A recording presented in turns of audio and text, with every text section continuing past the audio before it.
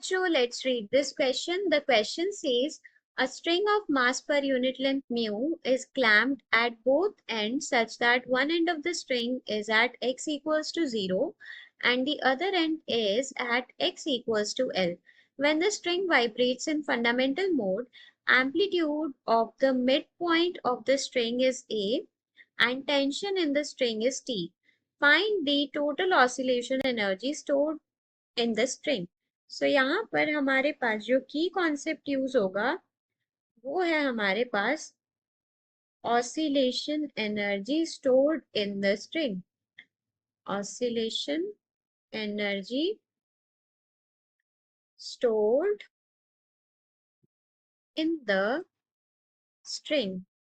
सो question में हमको given है कि हमारे पास एक स्ट्रिंग है जो कि हमने दोनों एंड्स पे क्लैम्प्ड की गई है। मतलब कि ये x इक्वल्स टू 0 वाला पॉइंट है और ये x इक्वल्स टू L वाला पॉइंट है। इन दोनों एंड्स पे वो क्लैम्प की गई है इस तरीके से। यहाँ पर जो हमारे पास मिड पॉइंट है इसका एम्पलीट्यूड हमको A गिवन है और टेंशन इन द स्ट्रिंग हमको T गिवन है। तो हमको total energy stored in the string बतानी है। फंडामेंटल मोड में ये जो है वाइब्रेट कर रही है। It is vibrating in fundamental mode. So fundamental mode में क्या होगा, हमारे पास जो लैम्डा की वैल्यू होगी ये हमारे पास L जो है वो लैम्डा बाई 2 के इक्वल होगा। So if L equals to lambda by 2 तो लैम्डा की वैल्यू 2L हो जाएगी। अब हमारे पास जो इक्वेशन होती है यहाँ पे कौन सी वेव बन रही है, stationary wave. So equation of stationary wave. So equation of stationary wave क्या है हमारे पास, y equals to a sine kx cos omega t। यहाँ पर k की वैल्यू क्या होती है, it is 2 pi by lambda. तो लैम्डा की वैल्यू क्या है 2L, सो 2 पाई बाय L, सो ये हो जाएगा हमारे पास पाई बाय L। अब जो हमारे पास ये जो स्टेशनरी वेव है इसका एम्पलीट्यूड जो होता है, एम्पलीट्यूड ये होता है हमारे पास a साइन k x, ये होता है हमारे पास एम्पलीट्यूड। अब यहाँ पर हमको क्वेश्चन में गिवन है कि मास पर यूनिट लेंथ जो है स्ट्रिंग का वो म्यू के इक्वल है। सो जो स्मॉल मास होगा स्ट्रिंग का वो किसके इक्वल होगा, म्यू इंटू dx के इक्वल होगा।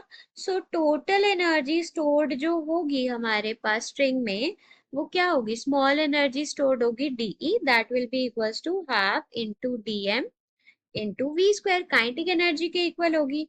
सो डीएम की जगह हम क्या पुट कर सकते हैं, half into mu into D x into v square. V की वैल्यू क्या होती है, वी होता है हमारे पास अगर मैक्सिमम एम्पलीट्यूड है।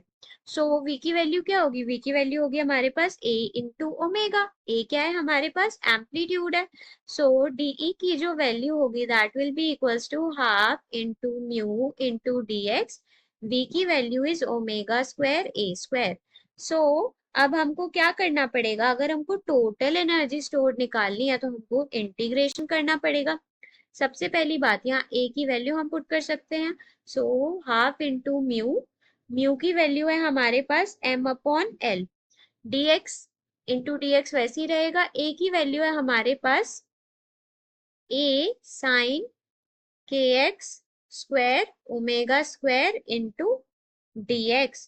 सो यहाँ पर अगर हमको टोटल एनर्जी निकालनी है तो क्या करना पड़ेगा, ओवरऑल इंटीग्रेट। सो e की वैल्यू आ जाएगी हमारे पास, म्यू कांस्टेंट है, ओमेगा स्क्वायर कांस्टेंट है, 2 कांस्टेंट है और यहाँ पर हमारे पास जो है ए स्क्वायर भी कांस्टेंट है।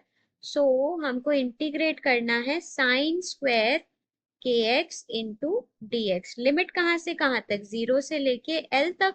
सो अगर हम इसको कंप्लीट करेंगे इंटीग्रेट, सो ये जो हमारे पास एनर्जी है इसकी वैल्यू आ जाएगी 1/4 mu A square omega square L.